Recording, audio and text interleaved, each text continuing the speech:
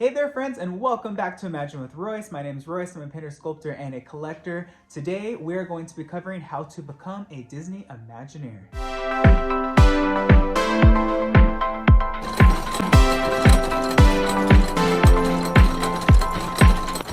All right, folks, well, I get asked on a weekly basis almost by parents, by teachers, by big brothers, and even by grandparents, how do I become an Imagineer, or how does this person become an Imagineer?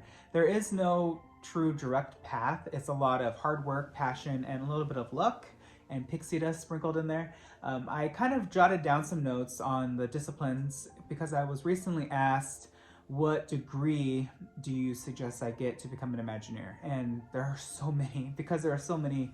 I think there's like over 150 disciplines at this point, and there's probably even more. So I'm gonna go over some of the different disciplines with you. First and foremost is going to be creative, obviously, but secondly, there's going to be engineering, which I think goes hand in hand with creative, right? The imagination and the engineering part. So you can become an engineer. That's a degree. Project management, a lot of people don't realize, but there are project managers for every single project, and they also work very tightly with the finance department and the construction, the producers. There's so many people. It's truly amazing. You're gonna find your position, just watch. Research and development, R&D, these people are pretty cool.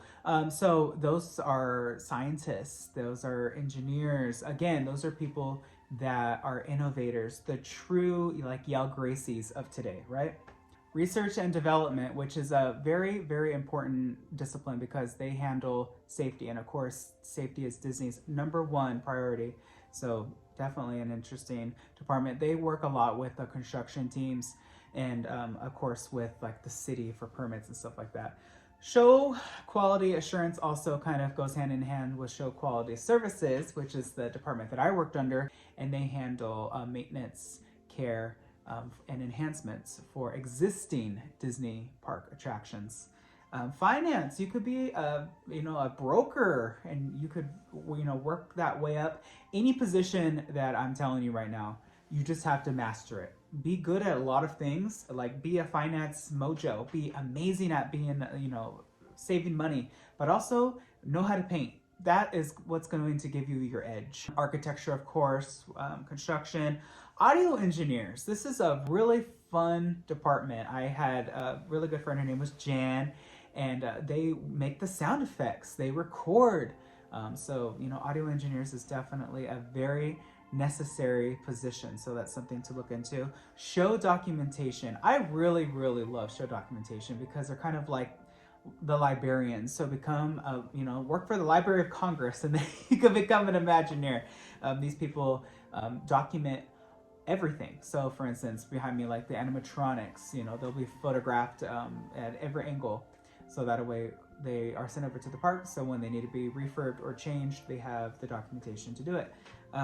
Theme paint, which is more or less my position. We're in charge of painting. So I went to school actually to be an art teacher. So I don't have a degree specifically in paint, but I did a lot of painting classes. I took a lot of advanced painting classes and drawing because I feel like the two are the same. So that's something that you could look into. Illusion makers, which are the animation department, which are in charge of the mechanical interior, the skeleton cores of Imagineers. That is more or less an engineer, right? But it's just very specific to robotics. So that's something that you could look into. And then there are the ones that a lot of people don't think about, like seamstresses. There are a lot of people that have to make the costumes. Interior designers, prop makers, prop masters, scientists, producers. There are so many roles, and I guarantee you will find yours. So this is going to be my story, and kind of, I hope this helps you, because a lot of people ask me, how do I just get straight into Imagineering? I don't recommend that, and I'll tell you why. You will peak, and then you'll be at the point where, okay, where do I go from here if you're let go? Work your way up. Get positions that are Imagineering-like, but not Imagineering. That way, you have the experience, but also, I feel like it just makes you a little bit more well-rounded as an artist or whatever it is that you're doing. And Imagineering is not the end-all be-all. At this point, there are so many amazing different businesses and also other theme parks that do Imagineering work. A lot of people take their experience from Imagineering and go start their own companies. And a lot of people will work for other companies and come to Imagineering. You never know what your journey is going to be, but definitely I always recommend starting, like for me, I started in attractions and I worked my way. Tony Baxter started scooping ice cream on Main Street, and then he worked his way up. Kevin Rafferty, you know, all these amazing Imagineers. Now, a lot of Imagineers that are executives that I've spoken with are a little hesitant these days to hire people from the parks.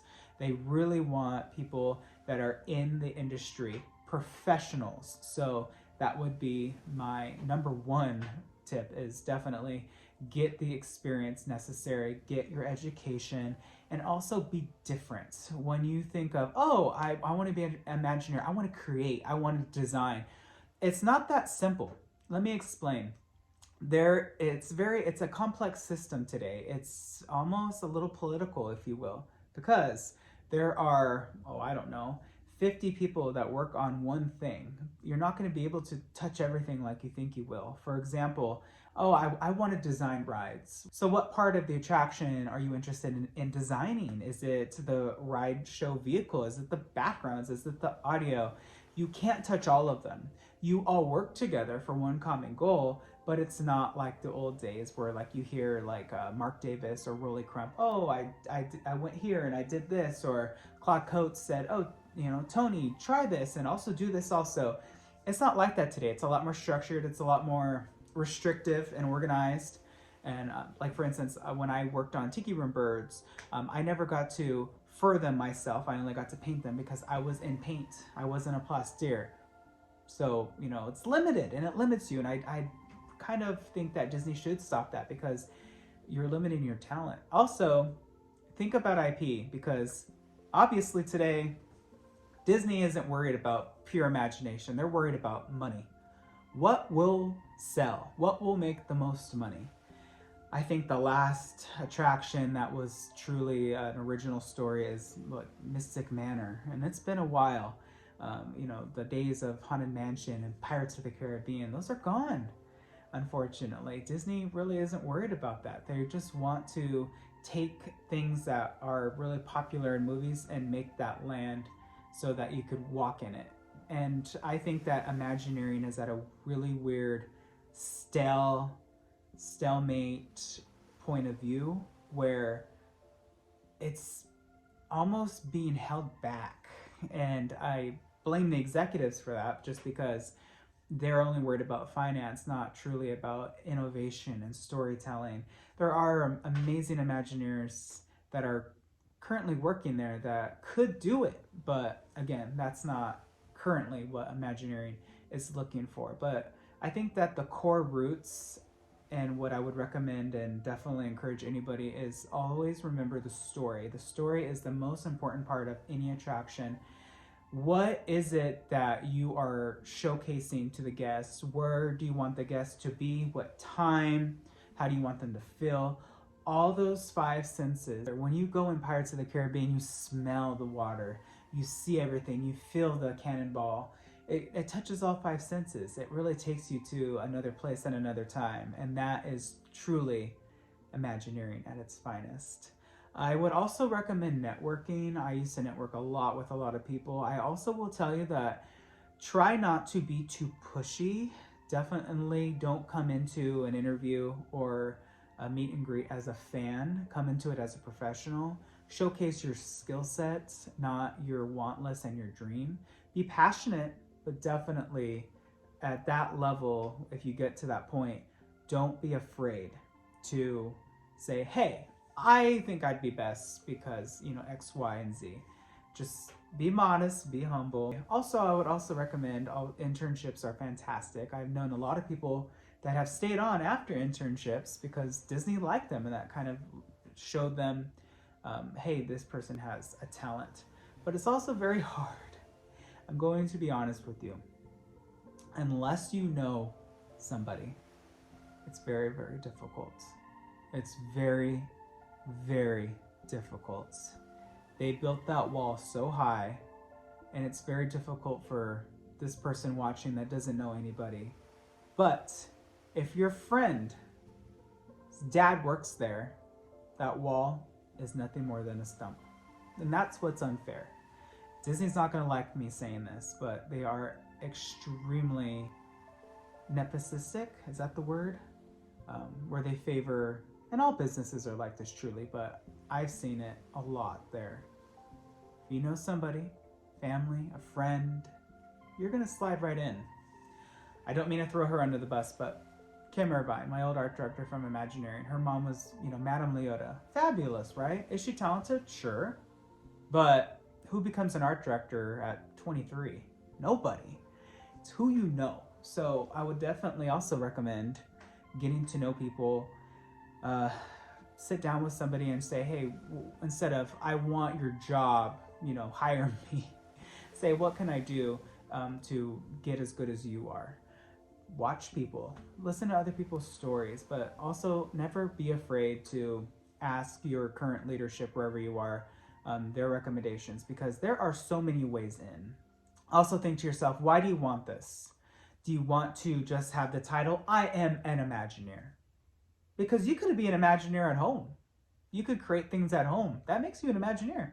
You don't have to have, the blue badge and the name tag to truly be an Imagineer. Don't limit yourself to that. You are an Imagineer right now, the way you are. What you're creating, what you're doing, that is Imagineering work. You are official. It doesn't, I see such a weight with people, and they just bracket themselves. What about Universal Creative? What about Knox? What about Six Flags? What about Legoland? What about designing your own theme park? Be a true modern day Walt Disney. I hope this was helpful. And if you have any questions, feel free to message me. Please comment below what you want to do. That way I can help you. Just don't stop trying. You truly only fail when you stop trying. So work hard, go to school, think what would be an amazing story to tell, design your own things, make maquettes, make models. Blaine Gibson was a sculptor, so obviously sculpture is a huge discipline in Imagineering. And there are a lot of sculptors there in the model shop. Get to read three-dimensional architectural drawings and maps, stuff like that. There's even cruise ships. You could be a captain on a cruise ship, and then you could go and design cruise ships at Imagineering. There's textiles, there's model makers, there's so many. Plastiers, you could be master at molds, you could be master at silicone. I think there's even a campus in Pittsburgh where they test the fireworks for the fireworks shows. So there's what are those explosive scientists? I mean, there's tons. So computer people, animation, of course. There's a lot. So, and a lot of people like Mark Davis, Blaine Gibson, they started in the animation studios, and then they worked their way over to Imagineering. Try that. Go to Cal-Arts. Become an animator, get hired at Disney, and then work your way into Imagineering that way. That's clearly worked for so many in the past, so why couldn't it work for you? You only truly fail when you stop trying. And I definitely encourage everybody to be patient and achieve your dreams. And I hope this helps. If you like this sort of content, please let me know. Hit subscribe and ring that bell icon. That way you're notified whenever I upload a new video. I wish you all a wonderful day. Be nice to one another. And always remember, dreamers, not only to follow your dreams, but to chase them. Later.